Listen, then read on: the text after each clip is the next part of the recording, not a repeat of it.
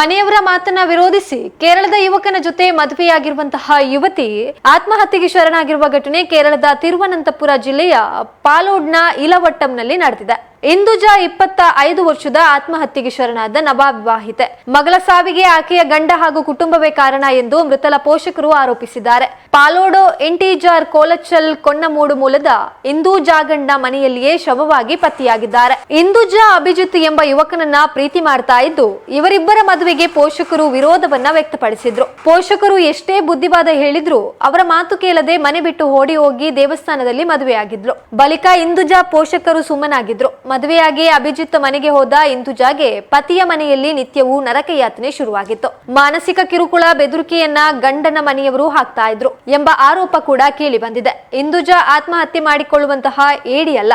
ಮನೆಯ 2ನೇ ಮಹಡಿಯಲ್ಲಿರುವ ಅಭಿಜಿತ್ ಮಲಗುವ ಕೋಣೆಯ ಕಿಟಕಿಯಿಂದ ನೇಣು ಬಿಗಿದ ಸ್ಥಿತಿಯಲ್ಲಿದ್ದ ಶವ ಪತ್ತೆಯಾಗಿದ್ದು ಅಭಿಜಿತ್ನನ್ನ ಬಂಧಿಸಲು ಒತ್ತಾಯಿಸಿದ್ದಾರೆ.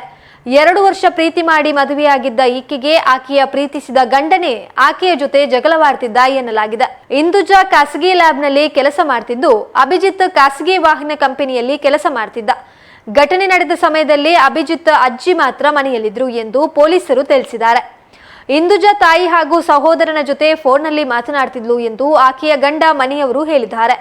ಈಕೆ ತನ್ನ ಗಂಡನ ಮನೆಯವರ ಕಿರುಕುಳ, ಬೆದರಿಕೆ ಕುರಿತು ತಾಯಿಯ ಬಳಿ ಹೇಳ್ತಾ ಇದ್ಲು. ಮಗಳ ಸಾವಿನಲ್ಲಿ ಅನೇಕ ಅನುಮಾನಗಳಿದ್ದು ಸೂಕ್ತ ತನಿಖೆಯನ್ನ ಮಾಡಬೇಕೆಂದು ಮೃತಳ ಪೋಷಕರು ಒತ್ತಾಯವನ್ನ ಮಾಡಿದ್ದಾರೆ. ಅಭಿಜಿತ್ ಮಧ್ಯಾಹ್ನ ಮನೆಗೆ ಊಟ ಮಾಡಲು ಬಂದಾಗ ಇಂದುಜಾ ಕಿಟಕಿಯಲ್ಲಿ ನೇಣು ಬಿಗಿದ ಸ್ಥಿತಿಯಲ್ಲಿ ಕಂಡು ಬಂದಿದ್ದಾರೆ. ಕೂಡಲೇ ಆಕೆಯನ್ನ ನೆಡುಮಂಗಡ್ ಜಿಲ್ಲಾ ಆಸ್ಪತ್ರೆಗೆ ದಾಖಲಿಸಲಾಯಿತಾದ್ರೂ ಆಕೆಯನ್ನ ಉಳಿಸಲು ಸಾಧ್ಯವಾಗಿಲ್ಲ ಎಂದು ತಿಳಿದು ಬಂದಿದೆ. ಸ್ಥಳೀಯ ಪೊಲೀಸ್ ಠಾಣೆಯಲ್ಲಿ ಪ್ರಕರಣ ದಾಖಲಾಗಿದ್ದು ಈ ಕುರಿತು ಪೊಲೀಸರು ತನಿಖೆಯನ್ನ ನಡೆಸ್ತಾ ಇದ್ದಾರೆ.